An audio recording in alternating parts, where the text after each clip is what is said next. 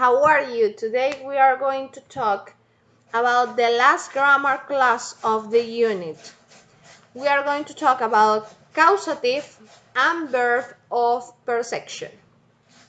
Let's start with the causative. You can find your awesome, stop this video, find your awesome, and then we are going to continue with the class. Ready? Okay. Find the page, causative first, causative first. Page 103. The causative are the verb have and get. We use a causative verb when we want to talk about something that someone else did for us or for another person. It means that the subject caused the action to happen, but didn't do it themselves. Maybe they paid or asked or persuaded the other person to do it. For example, we can say, I cleaned my house. This means that I clean it by myself, really. If I paid someone to clean it, of course, I can say a cleaner cleaned my house.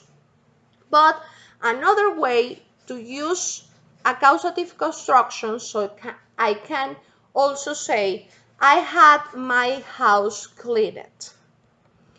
In a sense, using causative verb is similar to use passive. The important thing is that the house is now clean. We don't focus on who did the cleaning. We usually use have something done when we are talking about paying someone to do something for us. It is often used for services. The form is subject plus have plus object plus past participle. For example, I had my car washed. John will have his house painted. This is the construction that we have in the student book. In this part, you can find have plus object plus past participle. We can use get too, and in the book you can find that. For example, the students get their essays checked. I will get my hair cut next week. He got his washing machine fixed.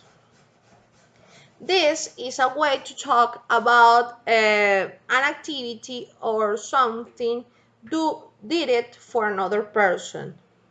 That in the case we paid to someone to do this activity for us.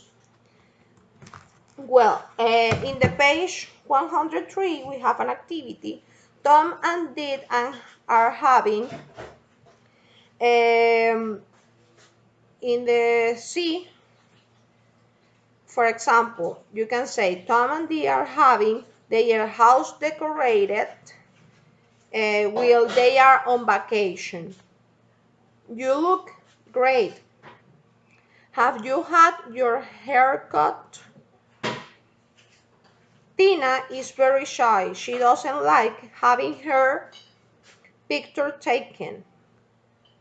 This is using past participle, okay?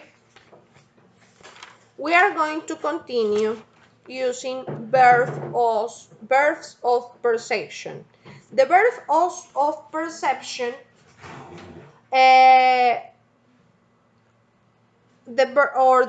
call it to the verb of involuntary perception is to see, to hear, to feel, to smell, and to taste. Have the certain characteristics in common. They are often used with the auxiliary can. For example, can you hear that? Do you hear that? Are you able to hear that? I can't see so much.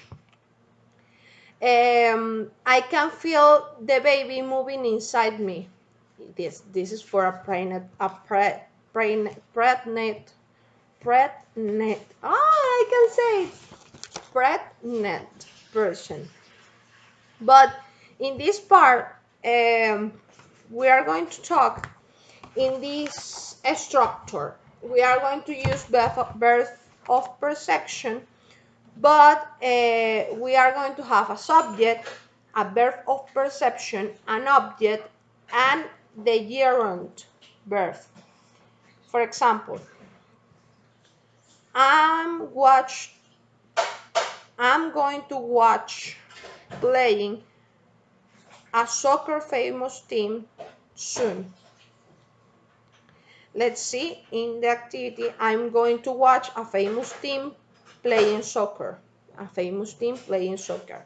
That is the correct word, soccer with team. This is the way that we are going to use the verb of perception.